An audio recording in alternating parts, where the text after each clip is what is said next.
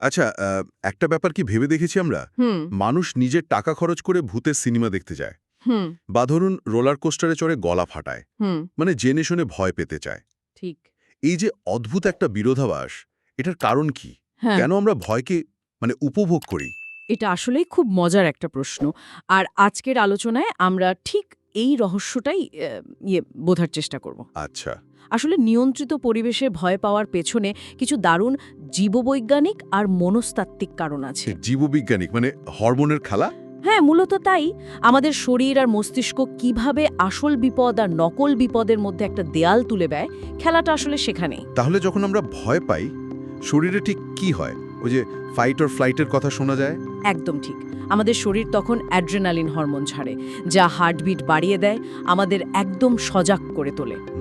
এটা তো বিপদের সময় প্রস্তুতি। ঠিক।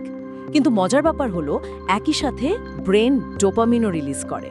ডোপামিন, ওটা তো ভালো লাগার হরমোন, তাই না? পুরস্কার পেলে যেটা হয়। একদম। এর সাথে যোগ হয় এন্ডরফিন, যা এক ধরনের প্রাকৃতিক ব্যথানাশক। সব মিলিয়ে এটা ভয়, উত্তেজনা আর আনন্দের একটা অদ্ভুত ককটেল তৈরি করে। বাহ, দারুণ তো। তার মানে শরীর জুড়ে একটা কেমিক্যাল ঝড় বয়ে যাচ্ছে। হ্যাঁ, কিন্তু এই একই ঝড় তো আসল বিপদের সময়ও হয়। তাহলে আমাদের মন কিভাবে বোঝে যে এখন ভয় পেয়েও মজা পাওয়ার সময়? ঠিক এইখানেই আমাদের মস্তিষ্কের আসল কারসাজি। আচ্ছা। আমাদের মস্তিষ্কের একটা খুব যুক্তিবাদী অংশ আছে, প্রিফ্রন্টাল কর্টেক্স। হুম। ওটা একটা কি বলে সুরক্ষামূলক কাঠামো বা প্রোটেক্টিভ ফ্রেম তৈরি করে। প্রোটেক্টিভ ফ্রেম মানে একটা সেফটি নেটের মতো? অনেকটা তাই। এই অংশটা আমাদের বারবার মনে করিয়ে দেয় যে সিনেমার দৈত্যটা আসলে পর্দাতেই থাকবে। অথবা রোলার কোস্টারটা ট্র্যাক থেকে ছিটকে পড়বে না। একদম। এই মানসিক সুরক্ষাটাই আসল আতঙ্ক আর বিনোদনমূলক ভয়ের মধ্যে পার্থক্য গড়ে দেয়। বাহ, এটা দারুণ একটা ব্যাখ্যা। এই কারণেই কি ভয়টা কেটে যাওয়ার পর এত ভালো লাগে? একটা বিশাল স্বস্তির অনুভূতি হয়? ঠিক তাই। আর এই অনুভূতিটা কেন এত তীব্র হয়, তার পেছনেও একটা মনস্তাত্ত্বিক তত্ত্ব আছে। ওহ। একে বলা হয় এক্সাইটেশন ট্রান্সফার থিওরি। মানে ভয়ের কারণে শরীরে যে উত্তেজনাটা তৈরি হয়েছিল, ভয় চলে যাওয়ার পর সে উত্তেজনাটা কিন্তু থেকে যায়। আচ্ছা, উত্তেজনাটা। হ্যাঁ, আর মস্তিষ্ক তখন ওই বাড়তি উত্তেজনাকে স্বস্তি বা আনন্দের অনুভূতির সাথে জুড়ে দেয়। ফলে আনন্দটা বহুগুণ বেড়ে যায়। তার মানে উত্তেজনাটা ট্রান্সফার হয়ে যাচ্ছে, কিন্তু ভয় পাওয়ার মুহূর্তে যে একটা কাঁপুনি সহ ভালো লাগা কাজ করে, সেটার ব্যাখ্যা কি? সেটার জন্য আরেকটা তত্ত্ব আছে, আরও মজার। মনোবিজ্ঞানীরা বলেন বেনাইন ম্যাসোকিজম। বিনাইন ম্যাসোকিজম মানে? নিরীহ কষ্টবিলাস। ঠিক। যেমন ধরুন খুব ঝাল খাবার খাওয়া বা ভীষণ দুঃখের সিনেমা দেখা।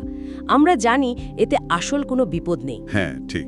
মস্তিষ্ক যখন বোঝে যে এই নেতিবাচক অভিজ্ঞতাটা আসলে নিরাপদ, তখন সেটাকে উপভোগ করে। এটা নিজের মনের উপর একটা বিজয় অর্জনের মতো অনুভূতি দেয়। আমার আরেকটা জিনিস খুব অবাক লাগে। একা ভূতের সিনেমা দেখতে যতটা ভয় লাগে, বন্ধুরা মিলে দেখলে ভয়টা কমে গিয়ে একটা উৎসব হয়ে যায়। হ্যাঁ, একদম। এর পেছনেও কি কোনো সায়েন্স আছে? অবশ্যই। যখন আমরা একসাথে কোনো ভীতিকর অভিজ্ঞতার মধ্যে দিয়ে যাই, আমাদের শরীর অক্সিটোসিন হরমোন নিঃসরণ করে। অক্সিটোসিন, ওটাকে তো বন্ধন হরমোন বলা হয়। ঠিক। এটা মানুষের মধ্যে সামাজিক বন্ধনকে আরও মজবুত করে। আর যদি বিবর্তনের দিক থেকে ভাবেন, এই ধরনের নিয়ন্ত্রিত ভয় আসলে বিপদের মহড়া দেওয়ার মতো। আচ্ছা, ভবিষ্যতের জন্য প্রস্তুতি। হ্যাঁ, এটা আমাদের আসল বিপদের জন্য মানসিকভাবে প্রস্তুত করে এবং সহনশীলতা বাড়াতে সাহায্য করে। তাহলে সব মিলিয়ে যা দাঁড়াচ্ছে, আমরা ভয় পেতে ভালোবাসি কারণ এটা আমাদের শরীরে অ্যাড্রেনালিনের একটা তীব্র ঢেউ তোলে। কিন্তু আমাদের মস্তিষ্ক তার সুরক্ষা কবচ দিয়ে ঠিকই বুঝিয়ে দেয় যে আমরা সম্পূর্ণ নিরাপদ। একদম। এটা আসলে শরীরকে একটু বোকা বানিয়ে কোনো ঝুঁকি ছাড়াই একটা তীব্র অনুভূতি পাওয়ার দারুণ উপায়। বাহ, শারীরিক উত্তেজনার চূড়ান্ত অভিজ্ঞতা, কিন্তু কোনো বাস্তব ঝুঁকি ছাড়াই। ঠিক তাই।